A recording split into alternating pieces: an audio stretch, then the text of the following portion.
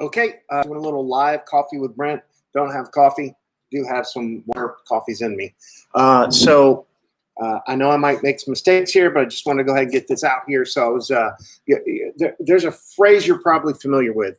The phrase is, the fear of the Lord is the beginning of wisdom. And these aren't always spiritual. They're not always Bible videos. But I was actually reading, I didn't read that this morning, but I was reading this other passage in the book of Daniel about a Babylonian king named Nebuchadnezzar. There's like 7 years missing from his history, and it's believed that's when probably he had this episode of temporary extended insanity. And he's actually telling the story in here. So like Daniel's not writing about it. King Nebuchadnezzar is writing about himself and then how he made some mistakes and he was kind of arrogant. And so God humbled him.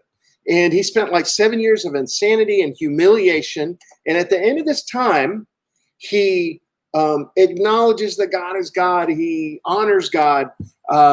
Essentially, he humbles himself. He realizes how awesome and great and God is and ought to be honored, which is like the Bible's way of saying fear, like fear the Lord. And then he says, then reason was returned to him. And so what I really thought was interesting about that is reason. He didn't reason his way to fearing God. He trusted, he honored, he feared God, reverenced God, and then the reason came. And I think that is a picture for all of us, that if we don't have a proper view of the universe in which God exists and God reigns and he's worthy of our honor and glory, then we're not going to have, we're not going to be able to like really and truly reason effectively and comprehensively. Now look, I know there's smart people out there who I respect that don't have a worldview with God in it. I can learn wisdom from them. And I also know that there's people that do believe in God who are terrible thinkers.